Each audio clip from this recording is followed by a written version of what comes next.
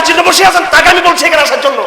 তাকেও পরিষ্কার বলতে চাই, আবু তাহের আছেন জানি না, আলেমদের নেতৃত্ব ছাড়া, আলেমদের হাতে বায়াত ছাড়া কোন আলেমের কোন বাংলাদেশে এখানে কোন হালে পানি পাবে না কেউ। তারা সেলিব্রিটি খুঁজতে চায়, তারা এখানে তারা বিনোদন করতে চায়, তারা এখানে নায়ক নায়িকাদেরকে মানুষ ভালো করে, বর্তমানে বক্তাদেরকে নায়ক নায়িকাদের মধ্যে ভাড়া করা হচ্ছে, এরকম তাদের মধ্যে সম্মান নাই। ওই রফিকুল ইসলাম মাদানী যখন জেলে ছিল, কেউ খবর নিয়েছিল তার? মামুনের খবর নিচ্ছেন কেউ? তার বাড়িতে কেউ সাহায্য পৌঁছাচ্ছেন? কয়জন? আজকে মামুনকে আসুক, সবাই উন্মাদ হয়ে যাবে সবাই। এগুলো সেলিব্রিটিজম, এগুলো বিনোদন। সাহাবে কেরাম এগুলো করেন নাই। সাহাবে কেরাম উঠেন এখান থেকে, উঠেন ওঠেন এখান থেকে, যারা ই করতেছেন, মস্কারি করতেছেন এখানে। আমার টাইম শেষ হলে বলে দিবেন। এই সমস্ত স্টোরি আমি পছন্দ করি না। আমার ভাগিনা আমাকে বাধ্য করছে আসার জন্য, আমি আসি নাকি সব জায়গায়। মুফতি ফিজুর কথা বলছি, কোনো দাম নেই তাদের কাছে। তারা সেলিব্রিটি খুঁজতে চায়, তারা এখানে তারা বিনোদন করতে চায়, তারা এখানে নায়ক নায়িকাদেরকে মানুষ ভালো করে, বর্তমানে বক্তাদেরকে নায়ক নায়িকাদের মধ্যে ভাড়া করা হচ্ছে, এরকম তাদের মধ্যে সম্মান নাই। ওই রফিকুল ইসলাম মাদানী যখন জেলে ছিল, কেউ খবর নিয়েছিল তার? মামুনকে খবর নিচ্ছেন কেউ? তার বাড়িতে কেউ সাহায্য পৌঁছাচ্ছেন? কয়জন? আজকে মামুনকে আসুক, সবাই উন্মাদ হয়ে যাবে সবাই। এগুলো সেলিব্রিটিজম, এগুলো বিনোদন। সাহাবে কেরাম এগুলো করেন নাই। সাহাবে কেরাম আমরা গরমের শরতে, বিপদ আপদে উম্মার পক্ষে থাকার চেষ্টা করি, মুসলিমদের সাথে আছি আমি এখানে। এইসব কাজ আমার মূল কাজ না। এগুলো বসার পথে লক্ষ্য করছে, ছেলেকে বেয়াদবি করতেছে এখানে। আর আপনি কি দেখছেন? আবু তাহেরকে দেখতেছেন? হ্যাঁ, তার জন্য বসে আছেন, তাকে আমি বলছি এখানে আসার জন্য। তাকেও পরিষ্কার বলতে চাই, আবু তাহের আছেন জানি না, আলেমদের নেতৃত্ব ছাড়া, আলেমদের হাতে বায়াত ছাড়া কোন আলেমের কোন বাংলাদেশে এখানে কোন হালে পানি পাবে না কেউ। সব আওয়াম, যে সমস্ত আমার ভাইরা, ছোট ভাইয়েরা যারা আলহামদুলিল্লাহ বর্তমানে আমি এক একজন নাম ধরে বলতে পারবো, সবাই আমার ভক্ত আলহামদুলিল্লাহ। আমি তাদেরকে ভালোবাসি, তারাও আমাকে ভালোবাসে। আমার ভাইদেরকে আমি সবার উদ্দেশ্যে বলতে চাই, লেখক হয়েছে অনেকে লেখক, অনেকেই বড় বড় এখন কলেজ বিশ্ববিদ্যালয় থেকে নতুন নতুন বুদ্ধিজীবী ভাই এসেছেন। ওই মহিবুল্লাহ বাবনগরের হাতে গিয়ে বায়াত গ্রহণ করতে হবে সবাইকে, কিংবা কোনো দেবন দিয়ে মানহাজের সহি বিশুদ্ধবাদী তৌহিদবাদী আলেমের হাতে বায়াত বদ্ধ হতে হবে। আমার ভাই আবু তাহেরকে পরিষ্কারভাবে কোনো বিজ্ঞ মুর্শিদের হাতে বায়াত হতে হবে। আমি আমার ভাই বলতে চাই, আরেকবার আপনি কোন মহিলার সাথে কোন রকমের টক শুধু আপনি যাবেন না। আপনি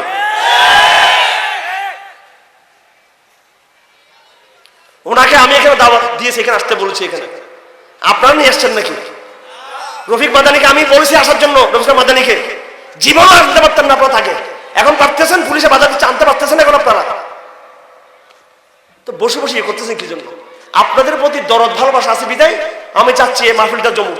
আর আপনারা বেয়াদবি করতেছেন, আমার সাথে বসে মোবাইলিং করতেছেন, ওদিকে তাকাচ্ছেন। এইসব ফাইজলামি করার জন্য আসিনি আমি এখানে, দিনের কিছু কথা বলার জন্য আসছি এখানে। জি না না, এরা তো, আরে ভাই আমার অডিয়েন্সে আমাকে রিমান্ডে যে জজ সাহেব আমাকে বাড়ি, যে সমস্ত বিচারক আমাকে রিমান্ড দিয়েছে, যখন দেখছে আমাকে হারুন যান, ওইসব রিমান্ড জজ আমার ছাত্র, আমার ক্লাসে এইভাবে বিচারকরা বসে থাকে আমার ক্লাসে। আমার কিছু আদালতে নিয়েছে, ওই বিচারক অবাক আমাকে দেখে, যে হারুন সাহেব আপনি এখানে কেন? বাধ্য হয়ে প্রশাসনিক চাপ ছিল বিধে উনি আমাকে রিমান্ডে পাঠিয়েছেন। ওই বিচারক আমার দরজে বসে। আর বলতে চাই না অন্যদের, আমি সব এমন কোন বাহিনী নেই বাংলাদেশের সরকারের, পুলিশের প্রশাসন লোকরা এখানে আছেন, উচ্চপদস্থ পুলিশের বড় বড় কর্মকর্তার সবাই আমার দরজে বসে, চট্টগ্রামে আমার ক্লাসে বসে, আর আমার ছাত্র সবাই বসার পরে আমি লক্ষ্য করছি অনেক আগে থেকে এগুলো। আমাকে সময় দেন, কতক্ষণ কথা বলবো এটা বলে দেন, এটা আয়োজককে বলে দেন। এখানে আমার আসলে আমার ইয়ে নষ্ট হয়ে গেছে এখানে। কতক্ষণ মেহমানরা আসতে পরবর্তী লোকটা আসছে নাকি? না 2 ঘন্টা না, ওইসব অবসর নেই। দেখেন উঠেন এখান থেকে, যারা ইয়ে করছেন উঠেন এখান থেকে, ওঠেন। ওই ছেলে টোটো তুমি এখান থেকে।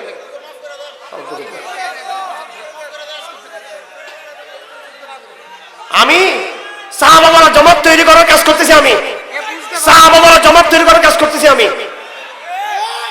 আমার লালখান বাজার মাদ্রাসা প্রত্যেকদিন আমার আইতেম প্রতি শুক্রবার চলে গেলে জীবন আমি মাহফিল লালখান বাজার মাদ্রাসা করবো না কোনোদিন কোনো সেলিব্রিটি বক্তাকেও দাওয়াত দিব না আমি এখানে। কারণ সবাইকে সাহাবাওয়ালা মেহনতে যুক্ত হইতে হবে। এই রফিক মাদানিকে বলছি, সেও এগুলো এখন ইদানি পছন্দ করতেছে না। মামুন ভাই সাথে আমার কথা হয়েছে কারাগারে। মামুন আমাকে বলেছে, হারুন ভাই আর আমি এই সমস্ত আর চিল্লে আর করবো না। আমি আর মনে করতেছেন উনি আসে আবার চিল্লে আপনাকে আবার স্লোগান দিয়ে উত্তেজিত করবে না। ওই মামুলক না, নতুন এক মামুলক আসবে এখন সামনে ইনশাআল্লাহ। পূর্ণাঙ্গ সাহাবাওয়ালা মামুলক আমরা কামনা করি সামনে। পূর্ণাঙ্গ সাহাবাওয়ালা সাহাবায়ে কেরাম কথা বলে বলে, সেলিব্রিটিজম করে করে, বিনোদন করে, স্লোগান দিয়ে দিন জিন্দা করছেন সাহাবায়ে কেরাম। তারা নিবিড় ভাবে তারা তাহাজ্জুদের নামাজ পড়ছেন, কিয়ামুল লাইল করছেন, তারা কোরআনকে তারা বুঝছেন, দাওয়াতের কাজ করছেন, জিহাদ ফিজিবিলের কাজ করছেন, দিনকে তারা জিন্দা করছেন। আপনারা কোথায় কোন সেলিব্রিটি, কোথায় কোন বক্তা, কোথায় কোন অমুক, কে কত স্লোগান তুলতে পারে, এগুলো যেন আমাদের কি হয়ে গেছে, এগুলো আমাদের একটা নেশা হয়ে গেছে আমাদের। এগুলো মনে কষ্ট পেতে পারেন, কয়জন ফজর সালাত পড়ব, কয়জন ফজর নামাজ জামাতে পড়বেন বলেন আপনারা? ফজরের সালাত না পড়ে, ফজরের সালাত যেই বক্তা ফজরের সালাত পড়বে না, ভয়ঙ্কর সে মুনাফিক বক্তা। যে আয়োজক মাহফিল আয়োজন করবে, সালাতের জামাত মসজিদে পড়বে না, সে আয়োজক মুনাফিক আয়োজক। প্যান্ডেলের নিচে বসে থাকা যে শ্রোতা ঘন্টায় ঘন্টা বয়ান শুনবে, ফজরের সালাত জামাতে পড়বে না, সেই শ্রোতা মুনাফিক শ্রোতা। দিন নিয়ে ভণ্ডামি চলবে না। আসো মসজিদকে আবাদ করো, মসজিদ আবাদ করো, তারপর হামাসের মধ্যে বিজয়ী হতে পারবা। হামাসের প্রত্যেকটা মুজাহিদ কিয়ামুল লাইল করে, হামাসের প্রত্যেকটা মুজাহিদ তাহাজ্জুদের নামাজ পড়ে। আমি এটাও শুনতে পেরেছি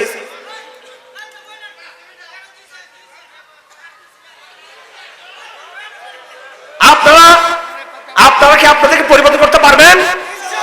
পারবেন আপনারা পরিবর্তন করতে? আপনারা আমি আজকে ঘোষণা দিচ্ছি, আমার আবদার আছে আমার দুলা ভাইয়ের কাছে, আজ থেকে যেন এই মসজিদে আর কোরআনের দারাস চালু হয়। কোরআনের দারাস এখানে যেন চালু হয়, প্রত্যেক জুমাবার এখানে কোরআনের দারাস চালু হবে। এখানে আমার ভাগিনা মুসাফকে বলছি, আমার ভাগিনা জামাই কামরুলকে বলছি, দায়িত্বশীল মাদ্রাসা হুজুরদেরকে বলছি, আপনাদের মাদ্রাসা মানুষ করে দিবে ইনশাআল্লাহ। 10 বিল্ডিং মানুষ করে দিবে। আমি চট্টগ্রাম থেকে, ঢাকা থেকে বড় বড় বিজনেসম্যানকে আমি পাঠাবো ইনশাআল্লাহ। 10 বিল্ডিং আমার মাধ্যমে এগুলো হবে ইনশাআল্লাহ। এগুলো কোনো ব্যাপার না, এগুলো একজন দুইজনকে বললে তারাই করে দিবে এগুলো। কিন্তু কথা হলো 10 বিল্ডিং কে আমার জীবন উদ্দেশ্য এখানে। মাদ্রাসা শিক্ষকদেরকে বলবো, এই মসজিদে আপনারা কোরআনের দরস চালু করেন, প্রত্যেক সপ্তাহে কোরআনের দরস দিবেন, এই হুজুরকে দাওয়াত দিবেন, ওলামায়ে কেরামকে দাওয়াত দিবেন। আপনি মনে করছেন ক্যামেরা, অনেকগুলো ক্যামেরা, এগুলো নিয়ে শুধু আমরা আমাদেরকে অনেক বেশি ফিলিং করি। যাই হোক ভাইরা আমার, এই মাঝখানে একটা কথা বলি। আজকে আমাদের 2টা প্রোগ্রাম ছিল, একটা প্রোগ্রাম শেষ করে আমি এখানে এসেছি। 2 প্রোগ্রামের মধ্যে মূল প্রোগ্রাম কিন্তু আপনাদেরটা। আপনাদের প্রোগ্রামটা অনেক কষ্ট করে আমরা তারিখ ঠিক করছি। আমি মৌলানা রফিক ইসলাম মাদানিকে নিজে দাওয়াত দিয়েছি, সেই দাওয়াতটা কবুল করেছে আলহামদুলিল্লাহ। অলরেডি সে একদম 2-3 কিলোমিটারে অবস্থান করতেছে এখানে। কিন্তু কিছু ব্যাপার বুঝান তো, এগুলো বলতে গেলে আবার প্রশাসনের সবাই যে অসহযোগিতা করতেছে তা না, প্রশাসনের বড় একটা অংশ আলহামদুলিল্লাহ আমাদেরকে সহযোগিতা করতেছে। কিন্তু আবার কারো কারো কোনো কি থাকতে পারে, আপত্তি বা সমস্যা থাকতে পারে। যে কোনো সময় যে কোনো পরিস্থিতি যদি হয়ে থাকে সেটা আপনাকে মেনে নিতে হবে না? হবে কিনা? এখন একবার বলে আসতে পারবে কেউ কেউ, আবার বলে আসতে পারবে না কেউ কেউ, আবার বলে এসে চলে যাবে। এখন ধরেন কথার কথায় তাকে নিয়ে আসলাম, আসার তো কথা ছিল আজকে পর্যন্ত। আমি আজকে প্রশাসনিক কোন এক বড় জায়গায় যোগাযোগ করেছি, ঢাকায়, এখানে স্থানীয় ছোটখাটো জায়গা নয়। আমি হেফাজত ইসলামের একজন দায়িত্বশীল, আমাদের অনেক জায়গায় যোগাযোগ রাজনৈতিক কারণে করতে হয়, আমাদের হয়, তারাও সম্মান করে আমাদেরকে, আমরা তাদেরকে সম্মান করি।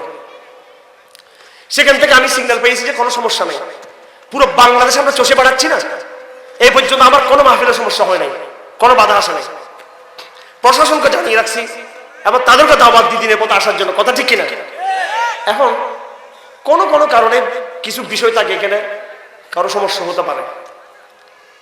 সাহাবায়ে কেরাম যখন যে অবস্থা আসতো মেনে নিত। আয়োজক যারা আছেন তারা কিন্তু অনেক মুখলেস, তারা চেষ্টা করছেন। এখন ধরেন কথার কথায় আমরা প্রশাসনের সাথে যুদ্ধ করে এখানে কেউকে নিয়ে আসলাম, একটা তাদের সাথে হাঙ্গামা হয়ে গেল, পরবর্তী চাপটা আপনাদের উপর আসবে নাকি মাদ্রাসা কর্তৃপক্ষের উপর আসবে বলেন? হ্যাঁ, কালকে আপনি থাকবেন এখানে, এই জন্য প্রশাসনকে তো আমাদের লাগে। একটা জায়গায় থাকতে হলে ডিসি থাকে, এসপি থাকে, এডিশনাল এসপি থাকে, ওসি থাকে, কথা ঠিক কিনা? আপনারা যেমন জনগণ, তারাও তো দেশের অংশ। হ্যাঁ, ধরেন এই যে আমি এতক্ষণ বকা দিলাম আপনাদেরকে, আপনাদের কেউ তো রাগ করেন নাই। এগুলো তো আপনাদের সব তালতো ভাই, তালতো ভাই না আপনারা? দুলা ভাইয়ের বাড়িতে আসছেন সব তো আমার তালতো ভাই, আমি আপনাদের তালতো ভাই, সেই জন্য বকাবকি দিলাম আর কি। আর আসলে যে লেখা ছিল যে এরকম করার, নাহলে এত বক্তৃতা করলাম এই বছর, কোনো জায়গায় আমি এত কি হয় নাই, কিন্তু এখানে গরম হয়ে গেছি। এটা হচ্ছে, মাফ করে দিবেন আমাকে, ঠিক আছে? এটা আমি তো হুজুর, আমি শাইখ না ওস্তাদ, আমি আপনাদের তালতো ভাই, ঠিক কিনা? কারণ আপনাদের ভাইয়ের শালা না আমি, জানা আছে আপনাদের বড় ভাই, ওনার শালা আমি, আর আপনার আমার দুলা ভাইয়ের সব ভাই, সেই হিসেবে যা হয়েছে এটা ফ্রেন্ডলি নেবেন, ঠিক আছে? টেক দিস ফ্রেন্ডলি, এটাকে বন্ধু হিসেবে নেবেন। আমার কি আপনারা ছোট ভাই হিসেবে একটু বকা দেওয়ার আমার আপনার আছে কিনা নেই? আমি সত্যি কথা বলুন তো, ফ্যান্টাসিটা বেশি হয়ে যাচ্ছে না? বিনোদনটা বেশি হয়ে যাচ্ছে না? এই একটা সেলফি তুলি, একটা ইয়ে তুলি, এগুলো বেশি হয়ে যাচ্ছে। এই অমুক বক্তা, তুমুক বক্তা, কিছু মনে করবেন না। আমরা কি সিনেমার নায়ক নায়িকা নাকি? আমরা ওই নায়িকাদের যখন আমার বিয়ের জন্য কেউ বলো ওর বিয়ে করবো, সে তো 10 জনের সাথে থাকে। এখন আপনারা আমাদের সাথে সংসার করবেন নাকি আমাদের সাথে আপনারা নায়ক নায়িকাদের প্রেম করবেন? কোনটা করবেন? সংসার মানে সারা জীবন দাবাদি কাজ আমাদের সাথে থাকতে হবে, কথা ঠিক কিনা? আমাদেরকে সেলিব্রিটিজমের জন্য ভালোবাসবেন সাময়িক, এরপর যখন আমরা বুড়ো টুড়ো হইয়ে টইয়ে যখন গলার আওয়াজ বন্ধ হয়ে যাবে, দৌড় বাধ্য, তখন আর ঠিক কিনা? একসময় তো রফিকুল ইসলাম মাদানী বুড়ো হয়ে যাবে, তহাদ নানু বুড়ো হবে, আমরা বুড়ো হয়ে যাবো, ঠিক কিনা? তখন আবার নতুন নতুন সেলিব্রিটি আসবে, তখন তো আমাদেরকে ভুলে যাবেন। ব্যাপারটা কি এরকম? আল্লাহ রসুল তাকে সাহাবায়ে কেরাম ভালোবাসতেন শেষ পর্যন্ত, ছাত্ররা ওস্তাদকে ভালোবাসে কই মাদ্রাসা শেষ পর্যন্ত, কথা ঠিক কিনা? আমার শফি রহমতুল্লাহকে আমরা ভালোবাসছি, জয়দ বামরুলকে আমরা ভালোবাসছি, বুড়ো হওয়ার পর আমরা ছেড়ে দিয়েছিলাম, ঠিক কিনা? আরে কবরে মরে যাওয়ার পর পর্যন্ত তাদের কবরে গিয়ে এমনি এমনি গড়াগড়ি করি, ওখানে গিয়ে কেউ জানা, গোপনে রাত্রে হাঁটাদারি মাদ্রাসে গিয়ে তাদের কবরস্থানে ঘুরে ফিরে করি, আমাদের মুরব্বীদের জন্য কান্নাকাটি করি, আমরা কবরের মধ্যে গিয়ে জড়াই করতে ইচ্ছা করে তাদেরকে। এটা হচ্ছে প্রেম, এটা ভালোবাসা।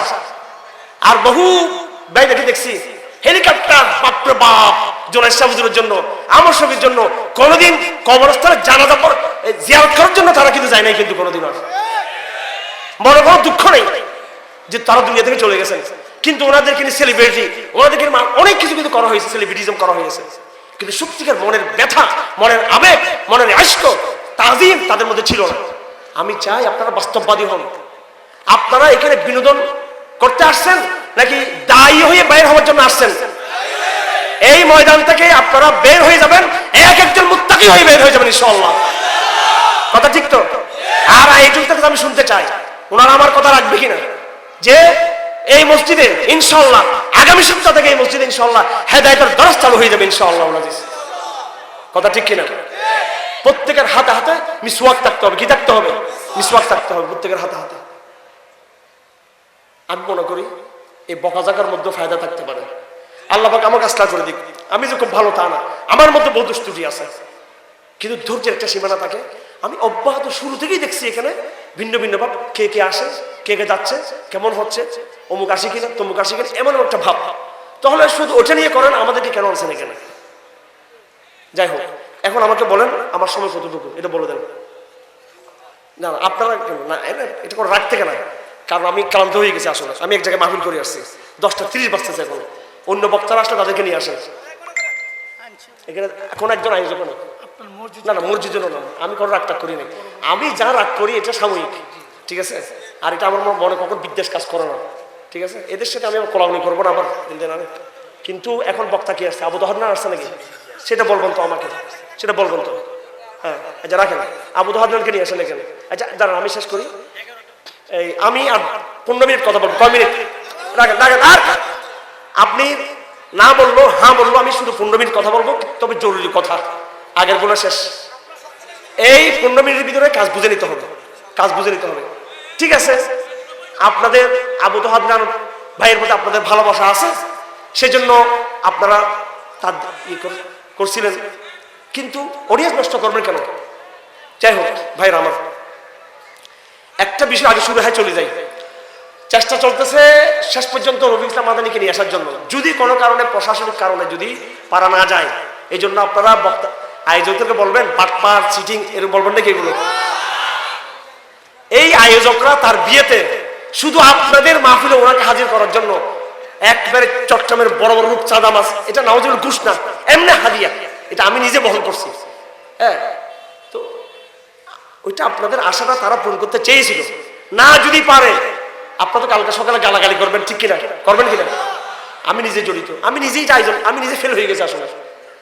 এখানে যারা স্থানীয় প্রশাসন আছেন তাদের চেয়েও যারা বড় ঢাকায় আছেন, আমি সেগুলো কথা বলছি, আমি তারা বলছেন আপনারা স্থানীয়ভাবে এটা মিটমাট করেন। তো এখানে অন্য একটা বিষয় আছে, সেটা আমরা বুঝছি, ওই জায়গাটা আর সময় পাচ্ছি না, সময় শেষ, এগুলো করতে করতে সময় হয়ে যাবে। আপনারা সবর করেন, ইনশাআল্লাহ আমি কথা দিচ্ছি, ইনশাআল্লাহ এই রফিকুল ইসলাম মাদানী কোনো এক সময় ইনশাআল্লাহ এখানে আসবে আবার, এবং এই শীতের মৌসুম হোক ইনশাআল্লাহ আমি আনবো, ইনশাআল্লাহ। ঠিক আছে? তো এখন যে ভাই আসছে সে আসবে, কথা বলবে, যখন যতটুকু হয়ে থাকে সেটার উপর আল্লাহর উপর কি থাকবেন? সন্তুষ্ট থাকবেন। রাযিতু বিল্লাহি রাব্বা রাযা বিল কদর, আল্লাহর ফয়সালায় সন্তুষ্ট থাকবেন, আল্লাহ আপনার উদ্দেশ্য পূরণ করে দিবে। আর যদি বলেন যে দূর এটা হলো না কেন, মন খারাপ করেন, আল্লাহ আপনাকে আরো মুসিবতে ফেলে দিবে। বুঝতে পারছি আপনাদেরকে? যাই হোক আমার ভাইরা, সর্বশেষ 15 মিনিটে আমি যে কথা বলতে চাচ্ছি, খুব ঠান্ডা মাথায় কথাগুলো শুনবেন।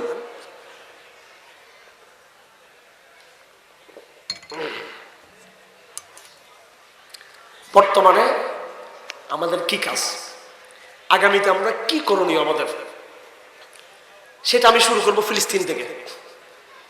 আমরা মনে করতেছি একদম জরুরি কথা, প্রত্যেকটা কথা এখন জরুরি কথা। এখন আমরা মনে করতেছি ফিলিস্তিনে যেটা হচ্ছে এটা ফিলিস্তিনের লোকদের ব্যাপার, এটা আমাদের সংকট না, এই মুসিবতটা আমাদের না, এটা ওখানে যা হবে হবে, মুসলমান মার খেলো খেলো, বিজয় হলো বিজয় হলো, এটা ওদের বিষয়। আমি 1000 বছর ইতিহাস পড়ে এখানে আসছি, ব্যাপারটা আমাকে বুঝতে হবে। বাংলাদেশ, পাকিস্তান, ভারত তো মুসলিম রাষ্ট্র, সৌদি আরব, মিশর সহ যতগুলো মুসলিম কান্ট্রি আছে, এই মুসলিম কান্ট্রিতে যে শিক্ষা ব্যবস্থা চালু আছে, খুব ঠান্ডা মাথায় বুঝবেন, যে শিক্ষা ব্যবস্থা চালু আছে, এই শিক্ষা ব্যবস্থা কি রাসূলুল্লাহর মাদানী শিক্ষা ব্যবস্থা, কোরআনের শিক্ষা ব্যবস্থা, নাকি আধুনিক জাহেলিয়াতের শিক্ষা ব্যবস্থা? কথা ঠিক কিনা? গণতন্ত্র কোরআনের কথা নাকি জাহেলিয়াতের কথা? তথাকথিত মানবাধিকার ইসলামের স্লোগান নাকি জাহেলিয়াতের স্লোগান? নারী পুরুষ সমান অধিকার ইসলামের কথা নাকি জাহেলিয়াতের কথা? সুদভিত্তিক ব্যাংকিং অর্থনীতি ইসলামের কথা না জাহেলিয়াতের কথা? ইত্যাদি ইত্যাদি ইত্যাদি যা কিছু আছে, এই বর্তমান এই পুরো জাহেলিয়াতের যে ব্যবস্থা, এটা আসছে বাংলাদেশের ভিতর থেকে, বঙ্গোপসাগর ভিতর থেকে, হ্যাঁ, নাকি এটা আসছে আমেরিকা ইউরোপ থেকে? ওখান থেকে শিক্ষা ব্যবস্থা আসছে, ওখান থেকে আসছে। তো আসেন, বাইতুল মুকাদ্দাসের সংকটের সাথে আমাদের যোগসূত্র কয় জায়গায়? 2 জায়গায় আমাদের যোগসূত্র আছে। প্রথমত, শত্রু হিসেবে আমরা সবাই জানি লড়াইটা হচ্ছে মুসলমানদের সাথে কাদের? হিন্দুদের, বৌদ্ধদের, খ্রিস্টানদের, কাদের সাথে? ইহুদিদের সাথে। পৃথিবীর বুকে ইসরায়েল ছাড়া আর কোথাও ইহুদি রাষ্ট্র আছে? গোপন 2-1টা রাষ্ট্র আছে, প্রকাশ্য কোনো রাষ্ট্র নাই। এই লড়াইটা হচ্ছে ইহুদিদের সাথে, খুব ঠান্ডা মাথায় বুঝবেন। কিছুক্ষণ আগে আমি বলেছি বাংলাদেশেও কিন্তু একটা জাহেলিয়াতের শিক্ষা ব্যবস্থা, জাহেলিয়াতের রাজনৈতিক ব্যবস্থা, জাহেলিয়াতের অর্থনৈতিক ব্যবস্থা, সব কিছুর মধ্যে আমরা আছি কিনা? আমাদের সংস্কৃতি ইসলামের নাকি জাহেলিয়াতের? আমাদের গান ইসলামের নাকি জাহেলিয়াতের? আমাদের নাটক ইসলামের নাকি জাহেলিয়াতের? আমাদের সাহিত্য ইসলামের নাকি জাহেলিয়াতের? সব কিছু, বিশেষ করে উচ্চশিক্ষিত শ্রেণী। এটা কারা চাপিয়ে দিল? এটা কারা চাপিয়ে দিছে? এটা চাপিয়ে দিছে খ্রিস্টানরা। কারা? খ্রিস্টানরা। মাথায় এটা রাখে না। কখন? যখন খ্রিস্টানরা মুসলিম রাষ্ট্র দখল করলো, দখল করার পরে সাম্রাজ্যবাদ যখন এখান থেকে বিদায় নিতে লাগলো, তারা বলতে লাগলো আমরা এখানে আসছিলাম তাদেরকে শোষণ করার জন্য, যা যা শোষণ করার দরকার শোষণ করে ফেলছি। আর একটা বাড়তি কাজ আমরা করতে চাই, সেটা হলো তাদেরকে আমরা আমাদের মতো নাস্তিক বানাইতে চাই। তাদেরকে আমরা কিভাবে নাস্তিক বানাবো, সেজন্য তারা বড় প্রকল্প তারা হাজির করলো, শিক্ষা প্রকল্প। কি প্রকল্প? শিক্ষা প্রকল্প। লর্ড মেকুলের শিক্ষা ব্যবস্থা তারা চাপিয়ে দিল। এবং মিশরের একটা বইয়ের নাম আছে লর্ড ক্রোমান, উনি লিখেছেন যে বইটির নাম হচ্ছে মডার্ন ইজিপ্ট। এই সমস্ত চক্রান্ত তারা করে, তারা কি করলো, এখান থেকে বিদায় নিয়ে গেল কাফেররা। বিদায় নেওয়ার পরে তারা এমন এক ব্যবস্থা সিস্টেম তারা রেখে গেল, যে সিস্টেমের ভিতরে আমি আপনি পড়ে গেছি। আমরা মুসলমান, কিন্তু ওই সিস্টেমের ভিতর থেকে গিয়ে আমরা কিন্তু নাস্তিক মুসলমান হয়ে যাচ্ছি, আমরা অটো। আচ্ছা আসেন এবার, এটা একটা জিনিস। এই খ্রিস্টানরা কি করলো, মুসলিম দেশ দখল করে তারা শিক্ষা ব্যবস্থা চাপিয়ে দিয়ে তাদের মতো কিছু নাস্তিক মার্কা মুসলমান তারা তৈরি করলো। এটা একটা। 2 নম্বর কাজ তারা করছে কি জানেন, বাইতুল মুকাদ্দাসের মসজিদকে কেন্দ্র করে তারা একটা 2 নম্বর কাজ করছে। সেটা কি, ওই খ্রিস্টানরা ইহুদিদের সাথে গোপন আতাত করলো। বেলফোর ডিক্লারেশন, অত কথা বলা যাবে না, সময় কম। বেলফোর ডিক্লারেশন পরবর্তী 48 সালে ইসরায়েল রাষ্ট্র প্রতিষ্ঠা করে এই খ্রিস্টানরা তারা মুসলমানদের সাথে তারা যুদ্ধ করলো। কারা? ব্রিটেনরা যুদ্ধ করলো। তখন উসমানী খেলাফত ছিল বাইতুল মুকাদ্দাসে, ফিলিস্তিনে উসমানী খেলাফত ছিল। এই ব্রিটিশরা উসমানীদেরকে আক্রমণ করে তাড়িয়ে দিয়ে দ্বিতীয় বিশ্বযুদ্ধের আগে এবং পরে তারা কি করলো, ফিলিস্তিন এলাকাটা দখল করে ফেললো। কারা? ব্রিটেন। দখল করার পরে এই ইহুদিরা ব্রিটেনকে দাবি দিল যে তোমরা প্রথম বিশ্বযুদ্ধে মার খেয়েছিলা, আমরা তোমাদেরকে সাহায্য করছিলাম, আর দ্বিতীয় বিশ্বযুদ্ধে তোমরা মার খেয়েছো, এখনো তোমাদের কাছে আমরা সাহায্য করব। আমাদেরকে ইসরায়েল রাষ্ট্র পরিপূর্ণভাবে কি করতে হবে, মুসলমানদের কাছ থেকে নিয়ে দিতে হবে। আপনারা জানেন সবাই, হামাস এর যে অংশ আল কাসাম ব্রিগেড, কি নাম? হ্যাঁ, বিনোদন করলে, ফ্যান্টাসি করলে আর বক্তাদেরকে নিয়ে সেলিব্রিটিজম করলে কেউ আল কাসাম ব্রিগেড হইতে পারবেন না কেউ। আর কথাগুলো ঠান্ডা মাথায় যদি শুনেন, তৌহিদকে যদি ধারণ করেন, এই সমস্ত ফ্যান্টাসি বাদ দিলে তখন সবাই এক একজন ইনশাআল্লাহ হামাসের আল কাসাম ব্রিগেড হইতে পারবেন ইনশাআল্লাহ। কে আল কাসাম? ইজ্জুদ্দিন আল কাসাম। বলেন সবাই, ইজ্জুদ্দিন আল কাসাম। এই ব্রিগেড, এই নামেই কিন্তু এখন ফিলিস্তিনে জিহাদ হচ্ছে। উনি একটা বাহিনী তৈরি করলেন, কার বিরুদ্ধে? ব্রিটিশ সরকারের বিরুদ্ধে, এবং দীর্ঘদিন তিনি জিহাদ করলেন। তিনি এরকম একজন বক্তা ছিলেন, মুজাহিদ বক্তা ছিলেন, আলেম ছিলেন, মুজাহিদ আলেম ছিলেন, খতিব ছিলেন, মুজাহিদ খতিব ছিলেন। তিনি সেই যুদ্ধে তিনি শাহাদত বরণ করেন। কি বরণ করেন? মোটামুটি পুরো ফিলিস্তিন ব্রিটিশের হাতে চলে যায়। আনুষ্ঠানিকভাবে ব্রিটিশ সরকার আনুষ্ঠানিকভাবে ওই ফিলিস্তিনের বিশেষ একটা ভূখণ্ড তারা এবার বুঝিয়ে দিল। কাদেরকে বুঝিয়ে দিল? তাহলে দেখেন ওরা কয়টা কাজ করলো, বাংলাদেশে, পাকিস্তানে, ভারতে, সৌদি আরবে, ইন্দোনেশিয়াতে, মালয়েশিয়াতে, আলজেরিয়াতে, মিশরে, তিউনিসিয়াতে, জর্দানে তারা কি করলো, খ্রিস্টানরা একটা শিক্ষা ব্যবস্থা চাপিয়ে দিল জাহেলিয়াতের। একটা কাজ করলো। 2 নম্বর, তারা ইহুদিদেরকে উঠে এনে ওদেরকে সেটেল করলো কোথায়? বাইতুল মুকাদ্দাসে। তার মানে বাইতুল মুকাদ্দাসের বর্তমান সংকট যারা তৈরি করেছে, কারা? খ্রিস্টানরা। এই একই খ্রিস্টান শক্তি তারাই কিন্তু বাংলাদেশের এবং সমস্ত মুসলিম বিশ্বের জনগণকে এবং নেতৃবৃন্দকে নাস্তিক বানানোর জন্য একই গোষ্ঠী কিন্তু তারা পরিকল্পনা গ্রহণ করেছে। এখন ফিলিস্তিনে যে লড়াইটা সামরিকভাবে হচ্ছে জিহাদের মাধ্যমে, যদিও এই লড়াইটা সামনে হচ্ছে ইহুদিদের সাথে। কাদের সাথে?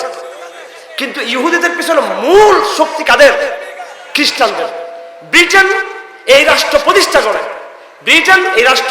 প্রতিষ্ঠা করে, আর আমেরিকা এই রাষ্ট্র টিকিয়ে রাখে। ব্রিটেন, আমেরিকা দুটোই কিন্তু খ্রিস্টান রাষ্ট্র। তাহলে লড়াইটা ইহুদিদের সাথে, কিন্তু পিছনে কিন্তু খ্রিস্টানরা। ঠিক বাংলাদেশে আমরা দেখতেছি কলেজ বিশ্ববিদ্যালয়ে, হ্যাঁ ভালো কথা তো, রাষ্ট্রবিজ্ঞান, বিজ্ঞান, সংস্কৃতি, অর্থনীতি, নামগুলো সুন্দর সুন্দর কিনা, গণতন্ত্র, এই চেয়ে সুন্দর নাম কোথাও আছে? মানবাধিকার, হিউম্যান রাইটস, নারী পুরুষের সমান অধিকার। হইতে হইতে বদমাইশি করতে করতে একটা আসছে এখন ট্রান্সজেন্ডার,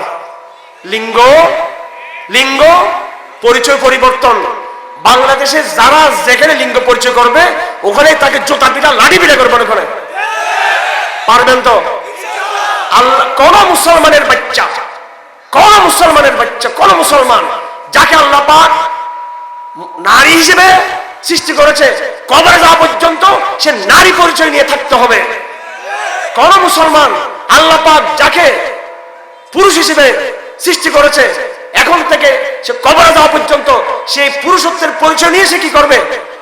তাকে থাকতে হবে, কবরে থাকতে হবে।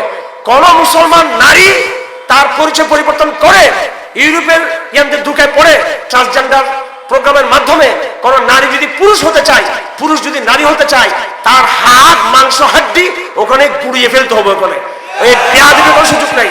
এই বেয়াদবি আল্লাহর সাথে, এই বেয়াদবি, এই বেয়াদবি রাসূলুল্লাহর সাথে, এই বেয়াদবি কোরআনের সাথে, এই বেয়াদবি। কোরআন আমাদের পরিচয় দিয়েছে আউযু বিল্লাহি মিনাশ শাইতানির রাজিম, বিসমিল্লাহির রহমানির রহিম। প্রত্যেক নরনারীর বিয়ের সময় খতিবরা এই আয়াত পড়ে দেখেন, ইয়া আইয়ুহান নাস ইত্তাকু রাব্বাকুম আল্লাযী খালাকাকুম মিন নাফসিন ওয়াহিদা। হে মানুষ, আল্লাহকে ভয় করো, তোমাদেরকে আমি এক নফস থেকে, এক ব্যক্তি থেকে সৃষ্টি করেছি। ওয়া খালাকা মিনহা যাওজাহা ওয়া বাসসা মিনহুমা রিজালান কাসীরা ওয়া নিসাআ ওয়াত্তাকুল্লাহ আল্লাযী তাসাআলুনা বিহি ওয়াল আরহাম। আল্লাহ পাক এখানে নারীর কথা বলেছেন, আল্লাহ পাক আদমের কথা বলেছেন, আল্লাহ পাক হাওয়ার কথা বলেছেন, আল্লাহ পাক মেয়েদের জরায়ুর কথা বলেছেন, রেহেমের কথা বলেছেন। যে নারী সে নারী, যে পুরুষ সে পুরুষ। সুতরাং কোন মুসলমান যদি সে নারী পুরুষ হতে চায় এবং অথবা পুরুষ যদি নারী হতে চায়, সে কোরআন কারীমের সূরা নিসার প্রথম আয়াতকে অস্বীকার করলো। কোরআন কারীমের যে কোনো একটা আয়াতকে যে অস্বীকার করবে, সে মুরতাদ, সে কাফের, সে নাস্তিক, তার শাস্তি হচ্ছে। কথা ঠিক কিনা? এটাকে সামাজিকভাবে আপনারা সচেতন করবেন সবাইকে। কলেজ বিশ্ববিদ্যালয়ের ছাত্ররা যারা আছেন, প্রত্যেকে আপনারা আওয়াজ তুলবেন। কোন কলেজে, কোন বিশ্ববিদ্যালয়ে, কোন স্কুলে, কোন ছাত্র শিক্ষক যেন এই না পাক কওমে লূতের এই আমলের সাথে কেউ যেন যুক্ত হতে না পারে। আল্লাহ পাক আসমান থেকে পাথর নিক্ষেপ করে, আল্লাহ পাক একদম জমিন থেকে উঠিয়ে উপর থেকে মেরে তাদেরকে ধ্বংস করে দিয়েছেন। এইভাবে যেখানে কওমে লূতের আমল, সেখানে পাথর নিক্ষেপ হবে সেখানে। কথা ঠিক কিনা? প্রত্যেকের মা বাবার বিয়েতে, ভাই বোনের বিয়েতে, ছেলে সন্তানের বিয়েতে সূরা নিসার আয়াতটা ইমামরা পড়ে কিনা? ইয়া আইয়ুহান নাসু তাকু রাব্বাকুম আল্লাযী খালাকাকুম মিন নাফসিন ওয়াহিদা ওয়া খালাকা মিনহা যাওজাহা ওয়া বাসসা মিনহুমা রিজালান কাসীরান ওয়া নিসাআ। পড়ে কিনা? নাউযুবিল্লাহ। আল্লাহ পাক বলেন, ইয়া আইয়ুহান নাস ইন্নামা বাগয়ুকুম আলা আনফুসিকুম মাতাআল হায়াতিদ দুনিয়া। হে মানব জাতি, কার সাথে বিয়াদবি করতেছো? আল্লাহর সাথে বিদ্রোহ, আসলে নিজের সাথে বিদ্রোহ করতেছো। নাউযুবিল্লাহ। এই মানুষ, মুহাম্মদ কিন্তু বলেছেন, মানুষ আগে বাতাস পূজা করত, সূর্য পূজা করত, প্রকৃতি পূজা করত, এরপরে মানুষ মূর্তি পূজা করতে লাগলো। কি করতে লাগলো? মূর্তি পূজা। প্রকৃতি পূজার চেয়ে মূর্তি পূজা আরো খারাপ। মুহাম্মদ কিন্তু বলেন, আরেকটা সময় আসলো, মানুষ প্রকৃতি পূজা বাদ দিয়ে মানুষ নিজের পূজা নিজে করতে লাগলো। এই জমানায় মানুষ নিজেকে নিজে খোদার আসল বানিয়ে ফেলছে। মনে চাইলো আমি পুরুষ, মনে চাইলো আমি কি নারী, আমার যা মনে চায় তা করবো। এটা কি অনুমতি আছে কোরআনের পক্ষ থেকে? মানুষ নিজের পূজা করতে পারবে না, কোনো মানুষ পারবে না। সব মানুষকে আল্লাহর পূজা করতে হবে। এগুলো কারা চাপিয়ে দিচ্ছে? ইসরায়েল রাষ্ট্র যারা আমাদের ভিতরে চাপিয়ে দিয়েছে, বাইতুল মুকাদ্দাস যারা আমাদের কাছ থেকে ছিনিয়ে নিয়েছে, ওই নাস্তিক খ্রিস্টানরাই কিন্তু সেই ট্রান্সজেন্ডার আমাকে আপনাকে চাপিয়ে দিচ্ছে, কওমে লূত বানাই ফেলতেছে আমাদের। কথা ঠিক কিনা? সুতরাং হামাস লড়াই করতেছে সামরিক, বাইতুল মুকাদ্দাসকে ছিনিয়ে আনার জন্য। আর আমাদেরকে লড়াই করতে হবে সাংস্কৃতিক লড়াই, দাওয়াতের লড়াই আমাদের করতে হবে। আমরা তাদের আরোপ করা, হামাসের মুজাহিদ ভাইয়েরা যেইভাবে তাদের আরোপ করা সামরিক ইসরায়েল রাষ্ট্র ফিলিস্তিনের মুসলমানরা মানে নাই, ঠিক তদ্রূপ ওই শক্তি, একই শক্তি বাইতুল মুকাদ্দাসকে ছিনিয়ে নিয়েছে। সে একই শক্তি আমাদের উপর জাহেলিয়াতের শিক্ষা ব্যবস্থা তারা চাপিয়ে দিয়েছে। ফিলিস্তিনের মুজাহিদরা সংগ্রাম শুরু করেছে আবার তাদের সেই গোলামি থেকে বেরিয়ে আসার জন্য। আসুন আজকে আমরা সংগ্রাম শুরু করব তাদের চাপিয়ে দেওয়া এই জাহেলিয়াতের ব্যবস্থা থেকে যেন আমরা মুক্ত হতে পারি। আমাদের আজকের এই লড়াইটা হবে মুক্তির লড়াই হবে, জাহেলিয়াত থেকে মুক্তির লড়াই হবে। আমাদের ঘরে ঘরে কোরআনের আলো জ্বালাতে হবে। এই জাহেলিয়াতকে, গণতন্ত্র নামক জাহেলিয়াত, শিক্ষা ব্যবস্থা নামে জাহেলিয়াত, আধুনিক আইনের জাহেলিয়াত, সাংস্কৃতিক জাহেলিয়াত, কোনোভাবে এগুলা কোরআনের তালিম ছাড়া এগুলাকে দূর করা সম্ভব, কখনো সম্ভব নয়। সুতরাং লড়াইটা একই কিনা? একই লড়াই কিনা? আসেন শেষ কথা বলে দিচ্ছি, সেটা হলো নবীজি ভবিষ্যৎবাণী করেছেন শেষ জমানায় আমার উম্মতের জন্য সবচেয়ে ভয়ঙ্কর ফিতনা হতো দাজ্জালের ফিতনা। এই দাজ্জাল পৃথিবীতে বড় ক্রাইসিস তৈরি করবে, সংকট তৈরি করবে। মানুষের কাছে টাকা থাকবে না, পয়সা থাকবে না, স্বর্ণ থাকবে না, রূপা থাকবে না, খাবার থাকবে না, আলো থাকবে না, পানি থাকবে না। তখন দাজ্জাল বলবে, আমার ইবাদত কর, আমি তোকে পানি দেব, আমার ইবাদত কর, তোকে টাকা দিব, আমার ইবাদত কর, আমি তোকে বর্ষা দিব। নাউজুবিল্লাহ। তখন রাসূলুল্লাহ বলেন, খ্রিস্টানরা তো আগে থেকে নষ্ট হয়ে গেছে, ইহুদিরা তো আগে দজ্জালে আছে, মুসলমানরা দলে দলে দলে দলে দলে সবাই কোথায় চলে যাবে? অল্প সংখ্যক মুসলমান বাকি থাকবে। এই দজ্জালের স্বপ্ন হলো ফিলিস্তিনের বাইতুল মুকাদ্দাসকে পরিপূর্ণ ধ্বংস করে ওখানে নতুন একটা টেম্পল তৈরি করা। এবং দজ্জালের স্বপ্ন হলো সে খোদাই দাবি করে তার ইসরায়েল রাষ্ট্র প্রতিষ্ঠা করবে। সে ইসরায়েল থেকে একেবারে মিশর, ইরাক এবং মদিনা পর্যন্ত গ্রেট ইসরায়েল তৈরি করবে। এটা তাদের স্বপ্ন। সব মানুষ দলে দলে চলে যাবে। শুধু ওখানে না, দাজ্জালের বিচরণ পৃথিবীর বিভিন্ন অঞ্চল হবে। দাজ্জালের বিচরণ শুধু মদিনায় এসে প্রবেশ করতে পারবে না। এই লড়াইটা আগামী দিন হবে, আগামী দিন লড়াইটা হবে। আমার ভাইরা, সাথে সাথে আপনাদেরকে আরেকটা বিষয় সচেতন হতে হবে। সেটা হলো আল্লাহ পাক সুবহানাহু ওয়া তাআলা ইহুদিদেরকে বলছেন, এরা তোমাদের 1 নম্বর শত্রু। 2 নম্বর শত্রু হলো পৌত্তলিক মুশরিকিন। কারা? এই পুরো অঞ্চল জুড়ে এখানে ইহুদিরা নাই, কিন্তু ইহুদিদের দূষর আল্লাহ যাদেরকে আমাদের 2 নম্বর শত্রু বলছেন, তারা পুরো এই অঞ্চল জুড়ে আছে কিনা? দক্ষিণ এশিয়ার আছে কিনা তারা? সুতরাং রাসূল বলেছেন, আখেরি জামানায় আমার উম্মতের 2টা অংশকে আল্লাহ পাক মাফ করে দিবেন। এই সাহাবাতুন তাকুনু মা ঈসা ইবনে মারইয়াম, আল্লাহ পাক শেষ জামানায় উম্মতের ওই অংশকে মাফ করে দিবেন যারা এই দাজ্জালের বাহিনীর বিরুদ্ধে ঈসা ইবনে মারইয়ামের নেতৃত্বে যারা জিহাদ করবে শামে। আরেকটা দল হলো যারা এই দক্ষিণ এশিয়া জুড়ে এই মুশরিক শক্তির বিরুদ্ধে যারা আল্লাহর দ্বীনকে প্রতিষ্ঠা করার জন্য যারা আল্লাহর রাস্তায় কিতাল করবে, আল্লাহ পাক তাদেরকে কিয়ামতের দিন ক্ষমা করে দিবেন। আপনি কোন এলাকায় পড়ছেন হিসাব আছে তো? আফ্রিকা নাকি? আপনি আফ্রিকা? রাসূলুল্লাহ এটা আফ্রিকা সম্পর্কে বলছে নাকি? আফ্রিকা সম্পর্কে, আটলান্টিক মহাসাগর সম্পর্কে, ইন্দোনেশিয়া সম্পর্কে বলছে এটা? ওই বাঙালি মুসলমান, রাসূলুল্লাহ তোমাদের নাম ধরে বলেছে আল হিন্দ, মানে হচ্ছে যেখানে পুরো দক্ষিণ এশিয়া পুরো অঞ্চল, আরকান থেকে চট্টগ্রাম থেকে শুরু করে একবারে ওদিকে আপনার হিন্দুকুশের পাহাড় পর্যন্ত হাজার হাজার হাজার মাইল জুড়ে যতটুকু এলাকাতে বাদশাহ আলমগীরের রাজত্ব ছিল, পুরো এলাকায় কিন্তু এই অঞ্চলের অন্তর্ভুক্ত। বাদশাহ আলমগীরের ক্ষমতা ছিল এই জায়গায়। রাসূল বলে গেছেন, রাসূল জানতেন এগুলো গায়েবের কিছু এলম, কিছু কিছু আলম আল্লাহ পাক নবীজিকে শিক্ষা দিয়েছেন। শেষ জামানায় রাসূল বলে গেছেন পৃথিবীর ওই জায়গায় সংকট তৈরি হবে, পৃথিবীর ওই জায়গায় সংকট তৈরি হবে। কেন বলেছেন? সাবধান করার জন্য। আপনারা ওই সংকটের প্লেটের মধ্যে আছেন না নাই? আপনার বাড়ি যদি আফ্রিকা হইতো আপনি কিছুটা টেনশন মুক্ত থাকতে পারতেন, কিন্তু আপনার বাড়িতে আফ্রিকাতে না, আপনার বাড়িতে অস্ট্রেলিয়াতে না, চীনও আপনার বাড়ি না। এমন এক জায়গায় এই অঞ্চল, যে অঞ্চল সম্পর্কে রাসূলুল্লাহ সাল্লাল্লাহু আলাইহি ওয়াসাল্লাম শেষ জামানার ভবিষ্যৎবাণী করেছেন। শেষ জামানা ধেয়ে আসছে আমাদের দিকে, আখেরি জামানা ধেয়ে আসছে, দাজ্জাল ধেয়ে আসছে আমাদের দিকে। আর আমরা বিভিন্ন রকমের যেগুলোর জন্য বকা দিলাম আপনাদেরকে, এগুলোতে আমরা লিপ্ত আছি। মাথা ঠান্ডা করতে হবে, ঈমানের আগুন জ্বালাতে হবে, মুসল্লি হতে হবে, কিয়ামুল লাইল করতে হবে, পকেটে পকেটে মিসওয়াক থাকতে হবে, এবং সত্যিকার মুখলেস। আবার স্পষ্ট বলতে চাই, সবাইকে বলতে চাই আমি এটা দায়িত্বহীন ভাষায় বলতে চাই, যাদের সোহবত নাই, বড় বড় আলেম, মুত্তাকি আলেম, মুজাহিদ আলেম, যারা তৌহিদবাদী আলেম এরকম, এবং যারা ফকিহ আলেম, যাদের ফাকাহাত আছে, এরকম আলেমের কাছে সোহবত প্রাপ্ত হবেন। সবাই সোহবত থাকবে না, ধ্বংস হয়ে যাবেন। এমনি মনে করবেন আপনি অনেক কিছু করতেছেন, কিন্তু আপনাকে শয়তান ঢুকে ফেলে দিবে। ফিকহ জানা না থাকলে, শরীয়তের উসুল জানা না থাকলে আপনি আপনার অজান্তে সমস্যা পড়ে যাবেন। আপনি সোহবতে আবদ্ধ হবেন, জমাবদ্ধ হবেন। আল্লাহ পাক সুবহানাহু ওয়া তাআলা পুরো অঞ্চল জুড়ে আমাদেরকে একজন আমিল মুমিনিন দান করুক আমাদেরকে। আল্লাহ পাক এই অঞ্চল জুড়ে আমাদের সকল মুসলমানকে জমাবদ্ধ করে দিন আল্লাহ পাক সুবহানাহু ওয়া তাআলা। আল্লাহ পাক আমাদেরকে যাবতীয় শিরক থেকে মুক্ত করে সঠিক ঈমানের পথে আল্লাহ পাক আমাদেরকে ধাবিত করুন।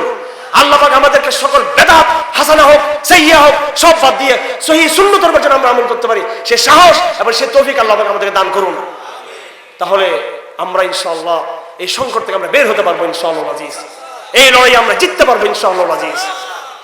আখির দাওয়ানা আলহামদুলিল্লাহি রাব্বিল আলামিন ওয়া সাল্লাল্লাহু তাআলা আলা খায়রি খালকিহি মুহাম্মাদিন ওয়া আলিহি ওয়া সাহবিহি আজমাইন।